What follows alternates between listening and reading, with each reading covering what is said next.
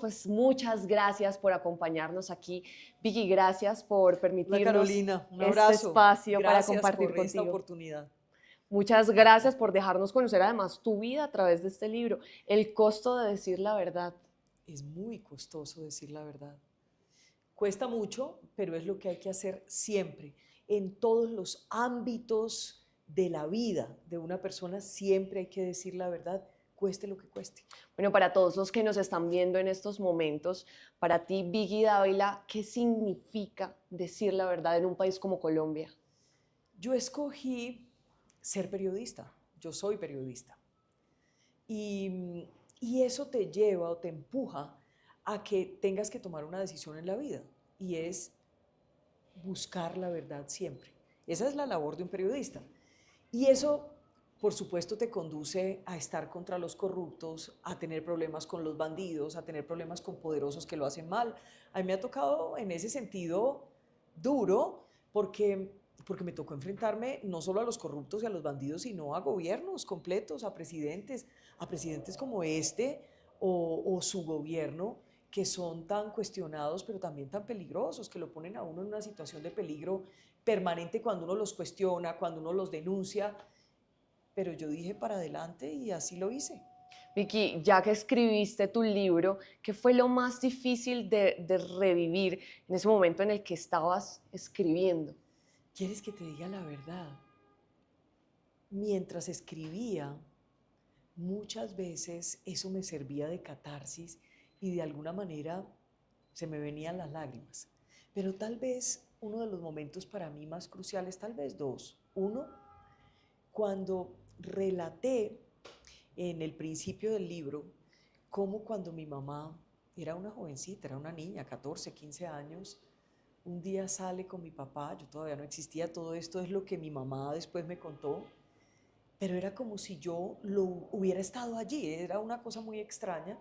Ellos salen como de rumba, por decirlo así, están en un bailadero y hay alguien que como que mira a mi mamá coquetamente, un tipo, y mi papá la toma del brazo, la saca delante de todo el mundo y la agarra a patadas en la calle. No.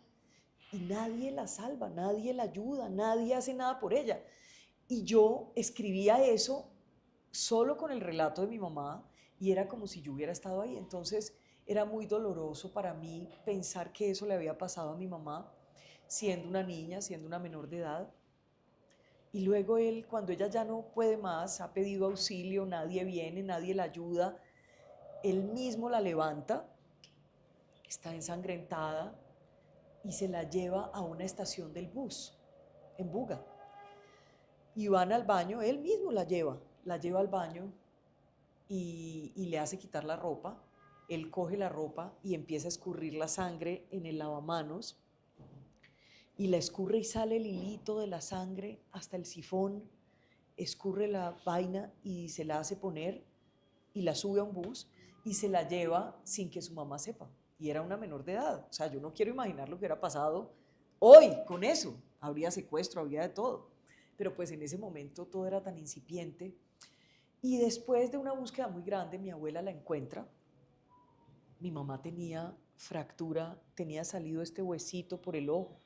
Una cosa horrible, no te la quiero ni relatar.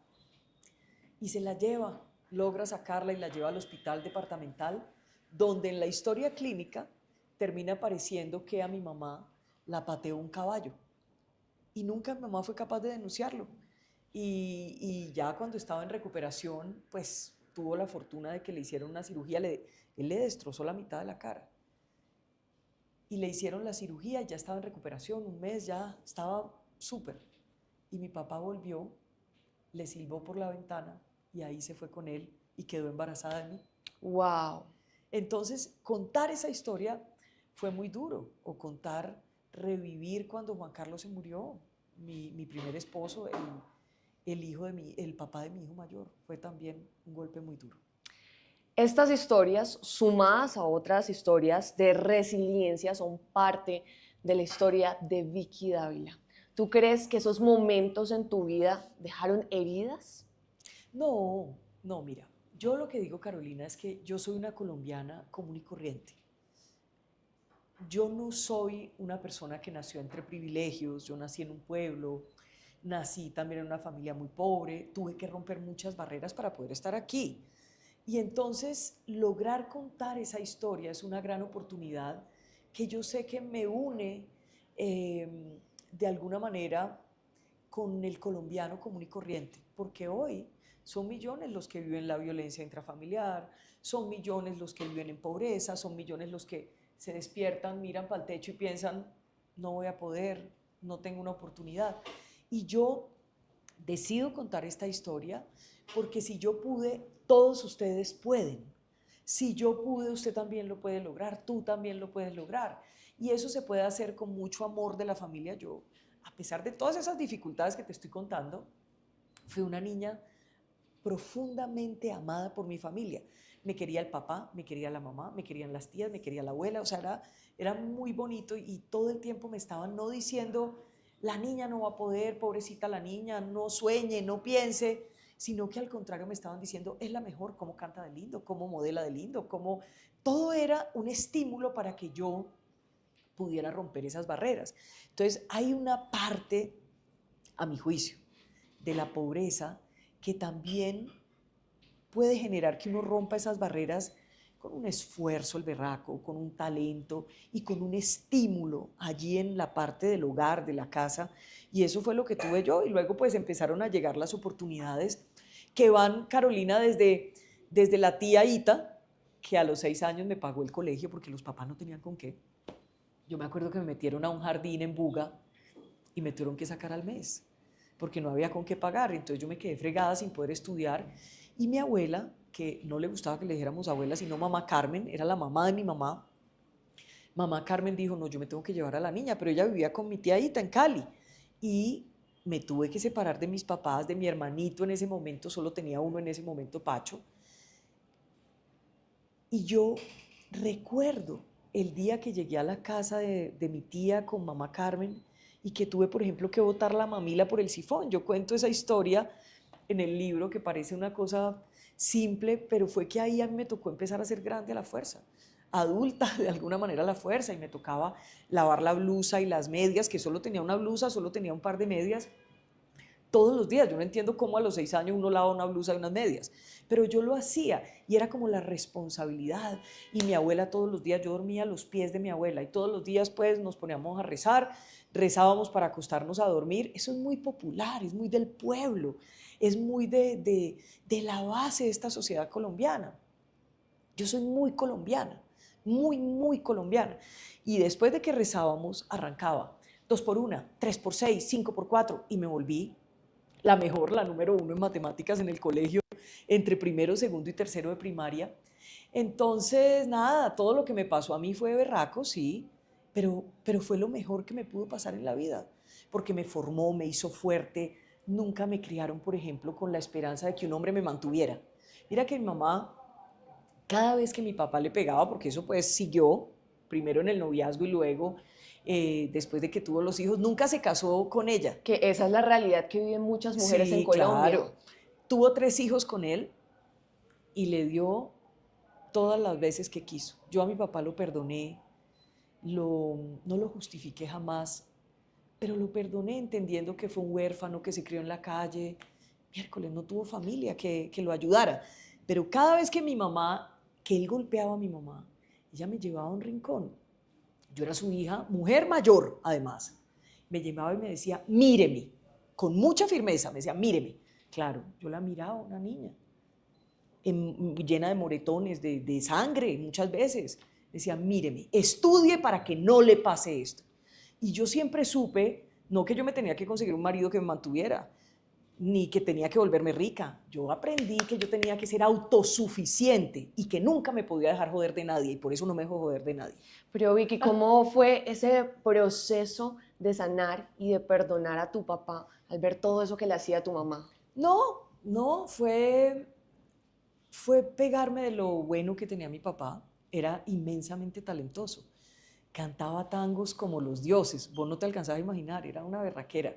Pero nunca tuvo una guía, nunca tuvo una mamá realmente. Lo abandonaron. El papá se le murió cuando tenía como 12 años, desde esa edad empezó a fumar en la calle, cigarrillo, a cantar tangos. Miércoles, le tocó muy berraco. En Y al- entonces yo, sin justificarlo, me quedé con todo eso, todos los talentos que yo tengo, se los saqué a mi papá. Y somos 3 hijos de mi papá, somos 5 hermanos. Mi mamá luego se casó y todo, y tuvo 2 hermanitos míos más, los menores. Pero de mis 3 hermanos, tú no me vas a creer, yo soy la que más me parezco a mi papá, físicamente, siendo que los otros 2 son hombres. Y ahora vemos las imágenes de mi papá cuando tenía mi edad, 52, 53 años, 55 en su época, yo tengo 52, y es impresionante cómo físicamente, solo que yo soy mujer. Entonces yo lo quiero, lo amo mucho y le perdoné todo. en algún momento él Pues le también lo perdonó mi perdonó. mamá. Mi mamá nunca en la vida nunca nos metió odio. Nunca, nunca nos dijo su papá esto, lo otro, no. Nosotros veíamos. Pero cuando ella pudo, cuando estuvo ella mejor que él, ya se han separado y todo, yo recuerdo, Carolina, que mi mamá lo ayudaba. Y mi papá terminó, pues le dio un cáncer de pulmón y todo eso. Y mi mamá iba y le llevaba tinto con su esposo. A él le encantaba el tinto que le hacía mi mamá. Entonces le llevaba en un termo tinto y ella me enseñó esa nobleza de que a ella al final le fue mejor en la vida. Mi papá nunca se consiguió a nadie más, se quedó solo, pero nunca perdió a sus hijos. Mira que yo nunca abandoné a mi papá, yo lo ayudé hasta el último día, estuve con él el día que se murió, miércoles, hice todo lo que pude por él, todo. Entonces no tenemos remordimiento alguno en la familia y no tenemos, vos hablas con mis hermanos y mis hermanos lo quieren, lo adoran. ¿Qué mensaje le darías tú a las mujeres de Colombia que están atravesando por una situación similar a la que tú viviste y que además se vive en muchos hogares del país? Después de lo que yo viví viendo a mi mamá, yo creo que yo le ayudé un poco a romper a mi mamá ese círculo de no me puedo ir por los hijos, no me puedo ir porque él me mantiene o nos mantiene, no me puedo ir porque lo quiero, porque él me quiere. No, yo la ayudé, yo tenía 12 años y llegó el momento en el que un día como que hablamos, él le pegó y hablamos y dijimos, yo le dije, mamá, o nos vamos o me voy. Yo tenía 12 años, 12, y rompimos ese círculo y yo nunca olvido la imagen de mi mamá ese día que nos separamos de mi papá. Era mi mamá con un niñito de 1 año y medio aquí cargado, el otro de 8 años aquí cogido la mano, y yo que era la grandecita, la de 12 años, cargando la bolsita de la ropa. Fue pucha, o sea, detrás de mi mamá. Y fue lo mejor que nos pasó en la vida. Ahí sí fue muy importante que ella tomara esa decisión, le tocó muy duro. Le tocó desde lavar ropa, Carolina, me tocó verla, hasta tender camas en un hotel, lavar baños, todo eso. Y se fue superando hasta que un momento, con un préstamo, la tía Ita, que otra vez volvió a entrar en la escena y le ayudó, pudo poner una droguería y se nos compuso la vida. Pero, pero yo les diría que rompan esos círculos, que rompan ese círculo. Les diría que no hay que quedarse ahí, eso no es amor, eso no es, siempre salva a tus hijos. Si eres la mamá que está sufriendo eso, salva a tus hijos. Vete, aléjate. No te quedes a esperar algo peor, porque siempre vendrá algo peor. Yo, cuando ya estábamos a punto de separarnos de mi papá, Carolina, yo recuerdo el susto tan berraco que yo sentía de irme al colegio y pensar que podía llegar y no encontrar a mi mamá viva. Así era de jodido. Y recuerdo también cuando mi papá se iba, pues le gustaba el trago, se iba, nosotros vivíamos en una finca y él los viernes le pagaban semanal 4.000 pesos. Y se iba los viernes con el pago, el berriondo, y volvía el sábado por la tarde. Fue pucha, y ese susto, o por la noche cuando uno oía la reja, que sonaba la reja, y saber que tal vez mi papá iba a llegar a acabar, como dicen popularmente, hasta con el nido de la perra, que dicen. Entonces, uy, fue pucha, no, yo a nadie en la vida le he tenido más miedo que le tuve a mi papá. Y el día que pude romper ese miedo, que te podría decir que fue como a los 18 años, ya estábamos separados hacía 6 años, pero él nunca dejó de estar presente. Mi mamá nunca le quitó la posibilidad de vernos ni nada, a pesar de todo eso. Y yo recuerdo ese día, mi mamá llegó llorando que porque mi papá fue y le hizo un alboroto a la peluquería. No, es que yo cuento estas historias y estoy segura de que mucha gente ha vivido esto y lo vive hoy y lo sigue viviendo. Entonces, yo me acuerdo que él llegó por la tarde y él no entraba, sino que en ese momento, sino que uno salía al parque. Y entonces él llegó tal y me silbó. Salí, Así silbaba él así igualito. igualito. Y yo salí y me acuerdo que apenas lo vi, le dije, usted es un... y le eché la madre. Así, de frente. Y se me vino encima como a pegarme. Él nunca me pegó. Mira la contradicción. Mi papá tenía unas contradicciones rarísimas en su machismo. A mi mamá la mantenía golpeada, pero a mí nunca me tocó y era su hija mayor. Y encima de eso duró 4 meses de embarazo. Mamá se dio cuenta que estaba embarazada de mí a los 5 meses. Y desde que se dio cuenta y le dijo, Gustavo, estoy embarazada, le dijo, si no es niña, no es mío. Imagínate esa vaina. Entonces era como que, por un lado, eso, pero yo me crié como pensando, mi papá quería que yo naciera siendo tan machista, no quería que yo fuera hombre, sino mujer. Entonces eso me empoderó a mí. Es horrible porque es un poco en medio de la tragedia, ¿no? Entonces ese día le digo eso y se viene como a pegarme por primera vez. Y yo vuelvo y le enfrento y le digo, usted no vuelve a tocar a mi mamá, ya tiene quien la defienda, yo. Y vuelvo y le echo la madre. Y el man se da la vuelta y me deja de hablar 8 meses. A los 8 meses me lo encontré, yo misma lo abracé y ya pasó. Y nunca más volvió a meter con mi mamá. Entonces eso fue muy importante para mí porque yo me volví de alguna manera, ¿cómo es la vida? Yo me volví un poco también el papá de mis hermanos desde muy chiquita, el esposo de mi mamá, de alguna manera, el papá de la casa. Yo tenía o tengo un carácter pues más fuerte que mi mamá es más frágil y sin embargo fue muy berraca. Yo admiro inmensamente a mi mamá, a mí como en los reinados a mí me preguntan usted a quién admira y de pronto la gente cree que yo voy a decir a Obama, al Papa, a lo que sea. No, yo admiro a mi mamá como un berraco, porque esa vieja me sacó adelante y nos sacó adelante e hizo todo y no tenía nada. El Estado nunca la ayudó, nunca tuvo ayuda del Estado, nunca tuvo nada. Y por eso, hasta el último día de mi vida, voy a enaltecerla. Me siento muy orgullosa de mi mamá. Vicky, ¿en qué momento de la vida tú dijiste, voy a poner todas mis experiencias, lo que he vivido, lo que he aprendido, al conocimiento de la gente? ¿Cuándo lo decidiste hacer para llegar a lo que hoy conocemos como Vicky Dávila y el costo de decir la verdad? No, a ver, esto es una construcción de toda la vida. Cuando tú decides que no te vas a dejar derrotar por la vida que te tocó, es la primera batalla que tú tienes que librar. Porque es más fácil quedarse mirando al techo y decir, ¿por qué nací pobre? ¿Por qué nací jodida? ¿Por qué mis papás no terminaron el colegio? ¿Por qué no tengo casa? ¿Por qué no tengo nada? O sea, eso es lo más fácil. Pero esa batalla fue la primera que decidí librar con mucha firmeza y decisión de sí voy a poder, voy a luchar por ser la mejor, voy a salir adelante.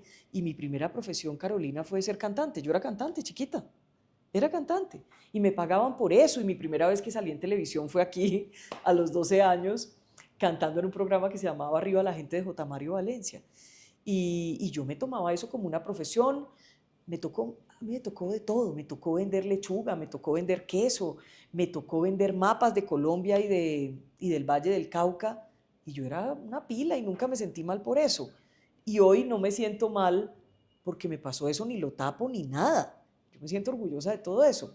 Luego viene la gran oportunidad de mi vida, el día que alguien frente a una cámara a los 18 años, cuando llevaba 15 días estudiando periodismo, me dice, esta pelada tiene talento y me da la oportunidad de trabajar en televisión.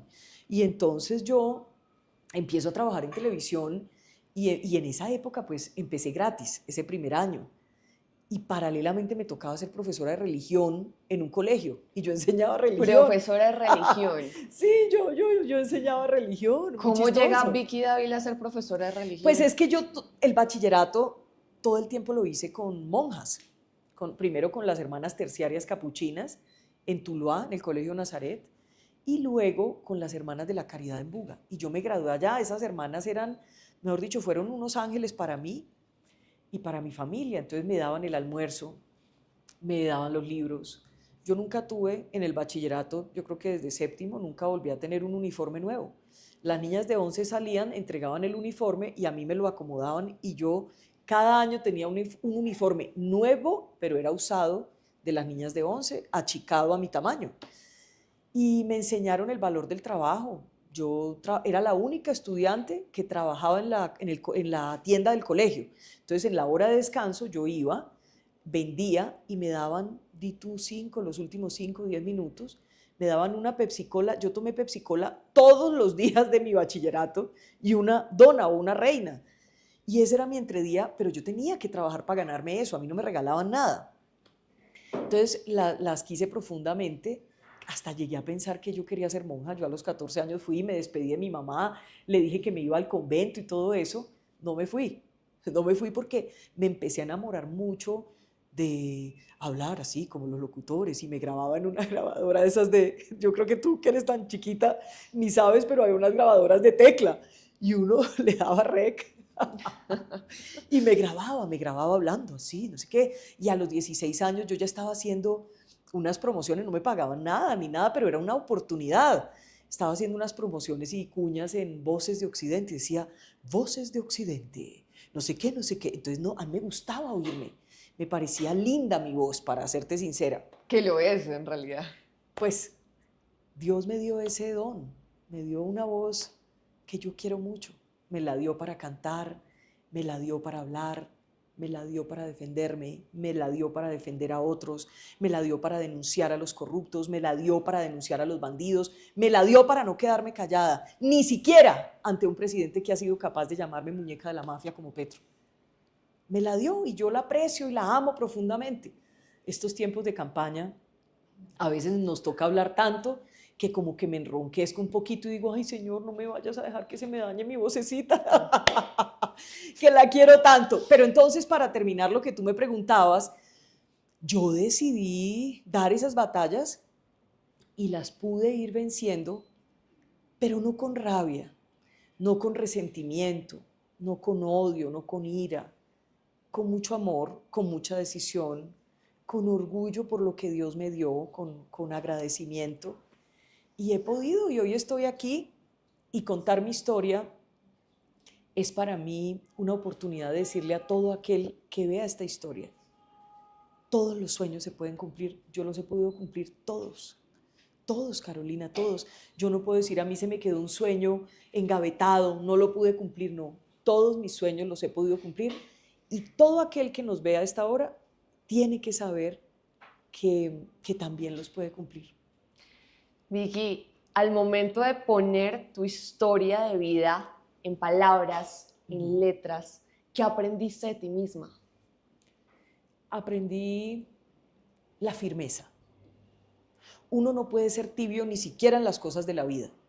Uno tiene que ser firme. Aprendí que intelectualmente tengo todas las capacidades de cualquier hombre en una sociedad tan machista.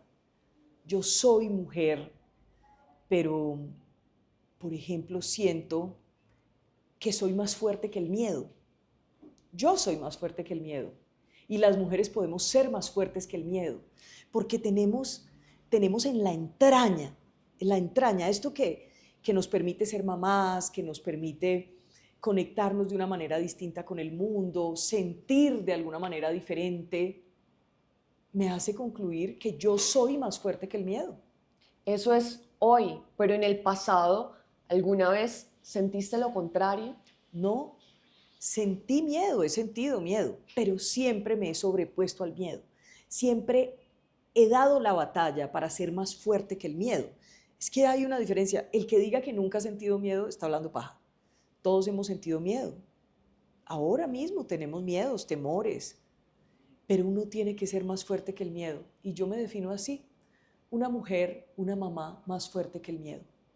¿Cómo se logra esa capacidad de sobreponerse a los miedos? Con carácter, con las manos limpias, con la decencia, con la honorabilidad a toda prueba, que tú te puedas acostar y nunca te tengas que reprochar por algo que hiciste torcido, corrupto, dañado, cuando tú no tienes precio, cuando no le pones precio al otro.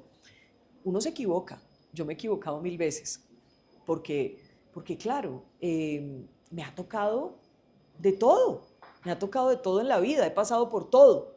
Yo ahora ya digo que yo he pasado, por ejemplo, ya por 3 profesiones: cantante, periodista y ahora buscando la presidencia, muy charro, ¿no? Ahora buscando trabajo como presidenta de Colombia.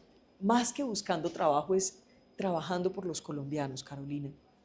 Yo no estoy pensando, si yo hubiera pensado realmente en mis intereses, yo no estaría buscando esto. Yo me hubiera quedado en semana, tenía un gran cargo, el mejor momento de mi carrera, un gran salario, pero yo decidí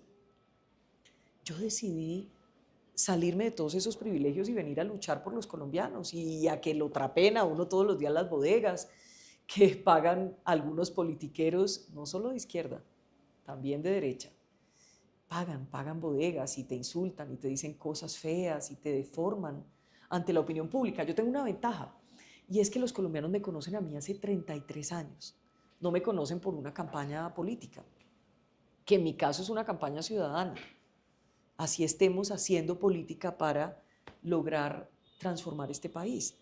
Pero el país me conoce. El país, por ejemplo, sabe que yo no tengo tacha, que no tengo mañas, que no tengo mancha. El país lo sabe. Entonces, están perdiendo la plata en las bodegas, la están perdiendo, úsenla en otra cosa, por ejemplo en su campaña, para ver si les va mejor como a mí. Vicky, en tu libro tú cuentas que la decisión de lanzarte a la presidencia de la República fue un ejercicio de introspección, de reflexión, de mirarte al espejo y decir, ¿qué más puedo hacer por mi país? Sí. Hiciste una carrera periodística brillante, destacada, y dijiste, ¿qué más puedo hacer para trabajar por Colombia? Y por eso tomaste la decisión de lanzarte a la presidencia de la República. Si tú pudieras ponerle un nombre al capítulo de la vida que estás viviendo, ¿cuál sería? La mujer presidente, una mujer presidente, así le pondría, sin duda alguna. Una mujer que pasó por todo. Mira, yo me pongo a revisar mi vida, 52 años de vida, y entonces recuerdo, por ejemplo, a los 9 años, la primera vez que canté en la Plaza del Pueblo, en Bugalagrande. Y me acuerdo que canté Juan Charrasqueado. Y empecé a cantar. Y del miedo, esto era la plaza llena, se me olvidó la canción. Y empieza el guitarrista darle a la guitarra y empieza a decirme palabras para que yo me acordara de las estrofas. Y ahí pude sortear ese problema, era un problema gravísimo, las piernas eran flojitas, me temblaban, ese montón de gente aplaudían y sin embargo lo superé. Y me voy a otros momentos de mi vida. La muerte de Juan Carlos, el papá de Simón, mi hijo mayor, fue devastadora, era devastadora para cualquiera. Yo tenía 28 años y el día que íbamos a bautizar a Simón, estábamos recién casados, no habíamos cumplido ni un año de casados, Simón tenía 2 meses de nacido y lo íbamos a bautizar con esa alegría, el primer hijo, el niño divino, gordito, hermoso, cachetoncito. Y ese día le dieron a Juan Carlos una pésima noticia, que tenía un problema cerebral y que había que operarlo. Yo recuerdo ese día como uno de los peores de mi vida. Y a los 19, 20 días estábamos en un quirófano, pues él, y Carolina se murió 16 días después con 30 años, había cumplido 30 años, y se murió y me quedé yo a los 28 años sola, sin esposo, con un niño de 3 meses y en una situación muy complicada. Y por eso yo quiero tanto a RCN y quiero tanto a la familia Ardila, porque ellos, el doctor Carlos Julio hizo todo por mí en su momento.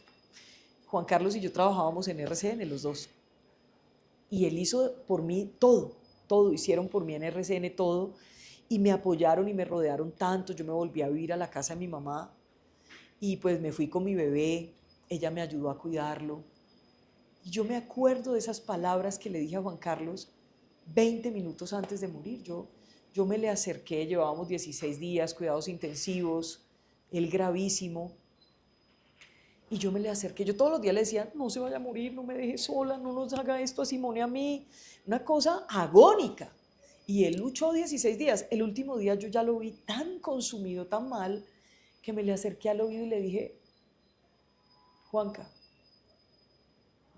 si a partir de este instante usted se va a mejorar, se va a mejorar. Pero si no, váyase tranquilo que yo voy a hacer de Simón lo que usted y yo queremos que Simón sea en la vida. Le prometí eso. Y le prometí eso y Juan Carlos se pudo morir tranquilo a los 20 minutos. Y le he cumplido. Tuvieras cómo es Simón. Tengo 2 hijos, Simón y Salomón. Simón, maravilloso, es abogado, está estudiando Derecho Penal, casi ya termina la especialización. Salomón es un súper futbolista. Dios me ha premiado a mí mucho. Yo he pasado por cosas muy berracas en la vida, pero Dios me ha premiado. Juan Carlos se fue antes de tiempo, tenía 30 años, era un tipazo. Pero 2 años y medio después, por obra y gracia de Dios, apareció José, que es médico. Un hombre buenísimo, bueno. Yo solo te puedo decir que yo he tenido conmigo 2 hombres maravillosos. Me casé con 2 hombres que yo a lo mejor ni los merezco. Juan Carlos, que se fue, y José, que vino a asumir la paternidad de Simón. Se volvió su papá, era un hombre soltero que había salido de Valledupar a los 15 años a estudiar medicina. Nos conocimos después de que lo habían secuestrado. Las FARC lo secuestraron 1 año y pico. Y lo conocí en esa situación. Entonces yo estaba como en mi duelo de la viudez, y él estaba en su cosa de haber acabado de llegar del secuestro donde lo habían tenido las FARC 6 meses amarrado en un palo con una cadena y no lo dejaban ni hacer sus necesidades ni nada, o sea, era una barbaridad. Por eso yo a esa gente, yo no admito verlos hoy como si nada hubieran hecho, porque yo he oído los relatos de José, que no los cuenta con resentimiento, los cuenta y casi que siento más dolor yo que él, te lo digo. O sea, yo veo a esa gente de las FARC y yo digo, Dios no los va a perdonar, Dios no los puede perdonar, Dios no los va a perdonar. Esa gente se va a ir al infierno. Hicieron mucho daño, lo que le hicieron a Ingrid, lo que le hicieron al general Mendieta. ¿Y qué? Esta sociedad los premió porque firmaron un papelito diciendo que es que iban a hacer la paz. Y hoy ganan 50 millones de pesos en el Congreso, varios de ellos. No han dicho la verdad, no han reparado a nadie. A José nadie lo ha llamado a decirle ninguna verdad de nada, ni le han reparado en nada, nada, absolutamente nada. Entonces, con sinceridad te digo, y me desvié del tema, esa gente tiene que pagar por lo que hizo. Si no aquí, en la tierra, donde el gobierno Santos les dio impunidad, donde el gobierno Petro les ha dado impunidad, sino aquí, en el infierno. Todos se van a ir al infierno, se tienen que ir al infierno. Pero sigo con la historia de José. Y entonces, luego, me novié con José, muy rápido, y empezaron a pasar cosas como que, bueno, él era un muchacho, no tenía hijos, nunca se había casado, él es menor que yo 2 años, yo tenía 30 y él tenía 28. Y entonces como que, claro, pues vamos de viaje, hagamos cosas, y desde el primer día como que le dije, mire, si usted quiere que yo esté con usted, es con el niño. Yo no voy a dejar a mi hijo para nada. Y él montó en la maleta, echó en la maleta siempre a Simón. Lo acogió como su hijo. Totalmente. Es el papá. Simón mismo un día a los 5 años, tú sabes que eso lo recuerdo con mucho amor, porque yo tenía esa cosa de que yo no quería que Simón pues viera como papá a nadie, porque había tenido un papá bueno que le tocó irse por el designio de Dios, de la vida, lo que sea, le tocó irse antes de tiempo, pero él soñaba con ese hijo, Juan Carlos. Y entonces como que llegara otra persona y él decirle papá era como berraco para mí, como una traición a Juan Carlos. Luego entendí que Juan Carlos tuvo que interceder en el cielo para que apareciera José, porque no puede ser que yo saliera de un marido bueno y me llegara uno tan bueno o mejor que el que había perdido. Y Simón a los 5 años decidió que quería que José fuera su papá y empezó a decirle papá, y yo me fui al pediatra, al psicólogo, todas esas cosas, y entonces me decía la psicóloga que si yo me iba a casar con ese novio y yo no sabía, entonces me decía que, no, que entonces el niño no le podía decir papá y tal, hasta que un día fui donde el doctor Perna, el mejor pediatra del mundo. El día que tú tengas hijos, tú no tienes. No. El día que tengas hijos, tú tienes que tener a Juan Perna de pediatra, el mejor del mundo mundial. Un man que uno lo puede llamar a las 3 de la mañana con el muchachito ardido de fiebre y te atiende. Ese es el mejor, ahí hago la cuña. Tengo un hijo perro, si me recomiendas un veterinario. No, hijo perro no. Yo tengo dos hijos maravillosos y pues ha sido el pediatra de los dos. Sí, bueno, pero seguro yo te voy a conseguir datos del hijo perro. Bueno, ¿Oíste? lo espero.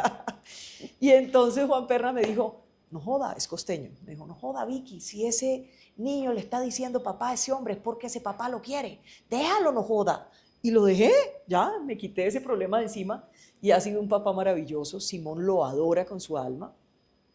No recuerda físicamente, pues no pudo estar realmente con su papá, no lo conoció. Está con la historia, con lo que le hemos contado, sabe que lo amaba profundamente, pero ese espacio, llega a ese espacio, por un lado, pues el recuerdo de su papá, y por el otro lado aparece José en nuestra vida, y luego llega Salomón. Nos casamos y tuvimos a Salomón, que es un deportista espectacular, es futbolista. No es que quiera ser, está haciendo la carrera de futbolista, está en un equipo, es el más disciplinado. Yo le digo orgullito, así me decía mi papá, mi orgullito. Yo le digo a ese chiquito, es un berraco, yo lo veo a las 4 de la mañana pararse a entrenar un domingo y yo digo, ¿de dónde le sale esa fuerza a un niño de 13 años? ¿De dónde le sale esa fuerza para tener esa disciplina? Pero la verdad es que yo la tenía, yo tuve esa fuerza. Y lo que cuentan de José, de su papá, es que también tenía esa fuerza, era un tipo súper psicorrígido en sus cosas y siempre pues muy buen estudiante y demás. Entonces no, yo he tenido muchos premios en la vida, mis hijos, mi esposo, y tengo una familia entrañable, mis hermanos, mi mamá, mis sobrinas, o sea, la verdad es que yo soy una mujer muy afortunada. Y después de ese capítulo de tu vida llamado La Mujer Presidenta, ¿cuál es el legado que quiere dejar Vicky Dávila? Un legado de decencia. Carolina, lo que más me importa a mí en la vida es la honorabilidad. Para eso he trabajado toda mi vida. Toda mi vida. Yo me he preocupado toda la vida por hacer las cosas. No quiere decir que uno no se equivoque. No se equivoca, corrige, todo eso. Pero toda la vida me he preocupado por hacer las cosas correctamente. Y mira que en el tiempo de ser periodista, 33 años de periodista, yo conocí perfectamente lo que uno no tiene que hacer en política. Perfectamente. Entonces yo sería incapaz de hacer torcidos, de hacer pactos, de robar, de dejar robar, de que los amigos roben, de nombrar al amiguito. No, no. Y hay algo que como yo vengo de abajo, muy abajo, también es importante y es que a mí me duelen los pobres de verdad. A mí me duele la gente que no tiene nada de verdad porque es que yo nací así. Yo sé lo que es uno tener un solo par de zapatos con los que va al colegio y con los que va a la fiestica del amiguito y con los que va el domingo a la misa. Yo sé lo que es eso. Sé lo que es ver a una mamá toda la vida soñar con una casa. Mira, yo por ejemplo digo, a ver, pensemos en las madres cabeza de hogar, porque es que mi mamá lo fue. ¿Qué les dan a las madres cabeza de hogar hoy? Pues nada. O no les dan nada o les dan una limosna que siempre las va a mantener en la miseria. Yo, como presidente, ¿qué quisiera, por ejemplo, con las madres cabeza de hogar? Como yo viví eso, me tocó ver a mi mamá siempre soñando con una casa y mi papá nunca la pudo dar. Solo pudo tener la casa cuando ya yo me hice grande, empecé a trabajar, me empezó a ir bien, ya ella se casó con su esposo, unimos esfuerzos y pudo tener su casa. ¿Ves? Entonces yo quisiera que las casi 6 millones de madres cabeza de hogar tuvieran la oportunidad de tener esa casa, ese sueño. Ahí empieza a cambiar la familia. O por ejemplo los jóvenes, ¿qué hubiera sido de mí si la tía no me paga el colegio? Estaría jodida. Si alguien no me da la oportunidad de trabajar por primera vez en televisión cuando llevaba 15 días estudiando periodismo, no era nada, no era nadie, no tenía apellido, no tenía plata, no tenía madrina, padrino, nada. Alguien vio mi talento y me dio esa oportunidad. Ahí empieza mi gran carrera profesional, y yo digo gran porque valoro mucho todo lo que he hecho a lo largo de mi carrera de 33 años como periodista. Entonces, yo creo que si nosotros ganamos las elecciones, si logramos eso, vamos a lograr claramente vamos a lograr que Colombia sea diferente, que se transforme el país en algo distinto, que haya un rumbo diferente. Es que yo no tengo mancha, yo no tengo cuestionamientos de ninguna clase. Yo no tengo mañas tampoco, me formé en el sector privado. Entonces yo sí podría tener esa capacidad de hacer lo que toca, de traer el mejor de los equipos, de enfrentar con firmeza a los criminales, de hacer lo que hay que hacer para combatir el crimen, de hacer lo que hay que hacer para tener una relación sin corrupción con el Congreso, de volver a activar a las Fuerzas Armadas, de fumigar, de bombardear. Lo que haya que hacer, hay que hacerlo, porque yo creo plenamente en que nos va a tocar recuperar la autoridad, recuperar la fuerza legítima del Estado sin complejos y sin abusos. Y así es que yo haría una presidencia escuchando, escuchando y dando buen ejemplo. ¿En algún momento de tu carrera periodística pensaste en renunciar frente a tantos ataques y frente a tantos poderes que intentaron acabarte? No, nunca, nunca, nunca. Siempre he pensado que uno no se puede rendir. Mira, Carolina, yo no me doblegué ante la pobreza en la que me tocó nacer. No me doblegué porque nací en un pueblo. No me doblegué ante los corruptos. No me doblegué ante los bandidos. No me doblegué ante gobiernos. No me doblegué ante Juan Manuel Santos. No me doblegué ante Petro. No me voy a doblegar ante la criminalidad. Entonces yo estoy probada. A mí me entrenaron no para una campaña. A mí me entrenaron 33 años en el ejercicio profesional en donde pude adquirir las destrezas y la firmeza que se requiere para gobernar un país con las manos limpiecitas, así como me las ves hoy acá. Y esa es mi garantía, es lo más importante. Muchos critican que el ejercicio del periodismo está muy cerca a la política. Ajá. Tú lo viviste durante tu vida como periodista. ¿Cuáles crees tú que son esas líneas rojas que no se deberían cruzar? Yo toda mi vida he sido, ¿qué te digo yo? Yo siempre fui una reportera, siempre fui una investigadora dentro del oficio. Denuncié Odebrecht, denuncié en su momento la Comunidad del Anillo, que me costó tanto, corrupción dentro de la policía, una institución que amo profundamente, y denuncié este gobierno. Toda la vida me la pasé haciendo denuncias. Piensa en los petrovideos, en el testimonio de Day Vázquez. El hijo de Petro está en juicio por lavado de activos, por enriquecimiento ilícito, le van a imputar nuevos cargos, van a pedir medida de aseguramiento por las investigaciones que hizo Semana, cuando yo era directora con la redacción. Los audios de Armando Benedetti, que cuentan exactamente todo lo que hicieron para llegar al poder. El escándalo de la niñera de Laura Sarabia, que terminó incluso en condenas por chuzadas, o sea, una barbaridad. Nosotros hicimos todo eso, entonces yo no siento ningún complejo porque que líneas rojas, que nada, yo hice la tarea como reportera, la hice, punto. Luego un día, como ciudadana, porque tú no has dejado de ser ciudadana o tú no puedes votar, tú puedes votar, o sea que tú no has dejado de ser ciudadana por ser periodista. Yo nunca dejé de ser ciudadana por ser periodista. Un día dije, hasta aquí llego como periodista, voy a poner en pausa el periodismo para ir a recuperar a Colombia. Y entonces me fui, me puse en esta tarea y estoy trabajando y luchando y poniendo al servicio de los colombianos lo mejor que yo soy, la energía, la fuerza que yo puedo tener en un empeño, cuando me empeño en algo para lograrlo, y lo estoy haciendo. Entonces yo no he cometido un pecado, yo no he hecho nada indebido, no he hecho nada incorrecto. Lo único que he hecho es trabajar y trabajar duro, y hoy estoy trabajando en el asfalto por los colombianos, sin bodegas, sin pagarle a nadie, sin comprar influencers, sin hacer trampas ni trapisondas, sin llamar al uno o al otro para decirle, este va a perder, véngase conmigo. Nada de esas trapisondas estoy haciendo yo estoy trabajando con la gente, estoy feliz. de ver a los ciudadanos cuando nos abrazamos, cuando estamos escuchándonos, cuando nos vemos de frente, cuando también me reclaman cosas, porque les han mentido mucho y están desconfiados y tienen toda la razón. Cuando los pelados dicen, bueno, pero ¿por qué creen en usted si es que este que nos prometió todo no nos cumplió con el ICETEX, no nos cumplió con nada? Y yo poder conversar y llegar a acuerdos en la dialéctica de cómo vamos a salir juntos adelante, cómo tenemos que ser valientes. Uno tiene que ser muy valiente para vivir esta vida, Carolina.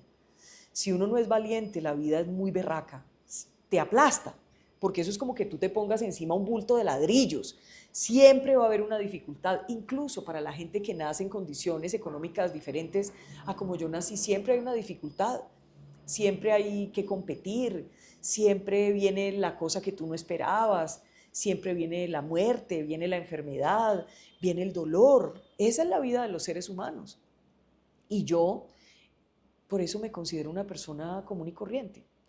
Yo he tenido, por ejemplo, en el oficio del periodismo, yo tuve muchos cargos de élite en el periodismo, fui directora de semana, la primera y hasta ahora la única mujer que ha logrado ser directora de semana en más de 40 años. Eso tiene un valor. Y fuimos número 1, porque decían, sobre todo algunos colegas le apostaban a que yo perdiera. Porque es que yo tampoco nunca me doblegué al circulito de periodistas, de la élite del periodismo, tampoco lo hice. Ni me he doblegado nunca ante nadie. Yo más bien soy un poco solitaria, y siempre estoy cumpliendo los objetivos que hay que cumplir de manera disciplinada. Tú no me ves en un cóctel, muy difícil que me veas en un cóctel, no me ves tomando trago en la calle y dando espectáculos, nunca. Fui directora de semana y nunca nadie en semana puede decir que yo a la 1 de la tarde me fui a tomarme unos tragos con amigos y a tomarme la tarde, ni por el berraco.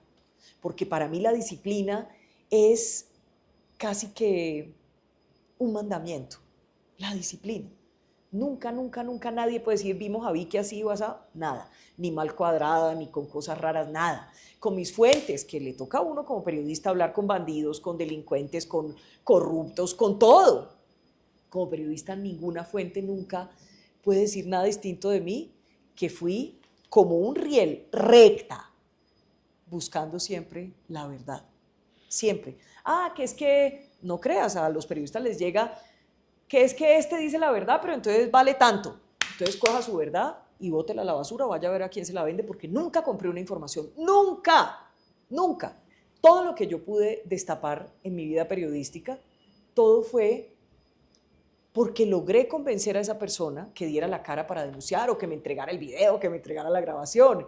Entonces, yo me siento muy orgullosa de lo que yo he hecho en mi vida. No tengo ni un solo complejo, me he equivocado, he corregido, he caído, me he parado, pero nunca he sido torcida, ni nunca he sido indisciplinada, ni nunca he tenido una vida desordenada, Carolina. Nunca, nunca, nunca, nunca. Yo soy una mujer, una mamá.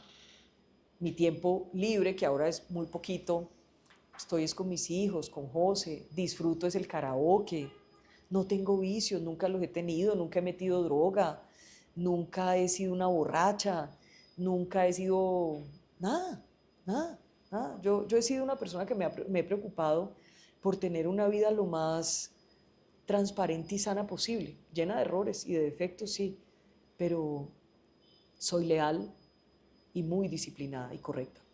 Pues Vicky, te felicito por contarnos tu historia de vida. Es Muchas delicioso gracias. hablar contigo. Espero ser parte de este nuevo capítulo que estás escribiendo en tu vida también, para poder contarlo como periodista. Gracias también por pensar en mí para tener Tan esta linda, charla Carolina, contigo. gracias. No, muchas ¿Tienes gracias. un mensaje final? Sí, yo creo que el mensaje final, cuando uno ve este libro, el costo de decir la verdad, pues es, yo lo pude lograr, lo he logrado, espero seguirlo logrando. Pero lo importante no es que yo lo haya logrado, lo importante es que todos podemos lograr cumplir nuestros sueños. Por eso a mí no me gusta un estado zángano. Me gusta un Estado que impulse, no que esclavice en la miseria a los demás. A mí me dieron muchas oportunidades y yo todas las aproveché. Y esta etapa de mi vida en la que estoy, la considero la más grande de las oportunidades, porque no estoy pensando en mí, porque no estoy pensando ni siquiera en mi familia, estoy pensando en usted, estoy pensando en 52 millones de colombianos, estoy pensando en este país que nos ha costado tanto construir y que han intentado destruir. Ya nosotros probamos y estamos sometidos a ese gobierno del M-19. No caigamos en el gobierno de las FARC, no nos dejemos cuentear, no nos dejemos enredar y piensen a la hora de tomar una decisión en alguien decente, en alguien honorable, en alguien confiable, porque nadie que haya tenido un pasado gris va a poder hacer lo que hay que hacer por Colombia. Miki, ya para despedirnos, yo quiero saber, tú mirando a esta niña chiquita, Sí. ¿qué le Mire, dices aquí era- hoy a esta niña chiquita? Vea, esta niña chiquita tenía 7 años y le acaba de dar papera, pero falté 15 días al colegio y me tocaba ir a bailar, baile la mucura está en el suelo, ay mamá no puede, esta. Y ese día me gané la medalla, mire que ahí tengo la medalla de la excelencia. Así es, una medallita con la banderita de Colombia. Esa. Aquí estaba en el bachillerato y me disfracé de Cristóbal Colón, a mí me encantaba el disfraz, actuar, cantar, presentar. Pero era una esta berraquera. Vicky de hoy, ¿qué le dice a esta niña chiquita? Ya le voy a decir, déjeme le describo las fotos. Aquí, por ejemplo, estoy con mi mamá, ese día cumplí 15 años. La primera vez que a mí me dieron flores en la vida, me las dio mi mamá. Cuando cumplí Wow. 15 años me dio rosas rojas. Un bello detalle. Bella mi mamá linda, estamos ahí al pie de la basílica. Y aquí pues estamos los 3 hermanitos, hijos de papá y mamá, Pacho, Alvarito, Vicky, y quedan Mateo y Camila, que todavía ahí no existían. ¿Qué le dice esta Vicky adulta a esa Vicky niña? Dale para adelante, no te dejes joder nunca, no te manches las manos, sigue tus sueños, sigue tu corazón, cultiva ese corazón bonito. Yo tengo sentimientos bonitos, a veces es difícil por la dureza del oficio y que uno tiene que dar esas batallas y demás, pero yo tengo mi corazón sano, limpio, yo no tengo nada que esconder en mi vida. Entonces le diría a esa niña, lo hiciste bien, lo hiciste bien, te felicito. Felicitaciones a la Vicky chiquita. A la Vicky chiquita, ¿sí? A una Vicky común y corriente. Y no se le olvide esta frase, Carolina. Yo soy una mujer, yo soy una mamá más fuerte que el miedo. Y usted también puede ser, usted que es mamá, usted que es mujer, también puede ser más fuerte que el miedo.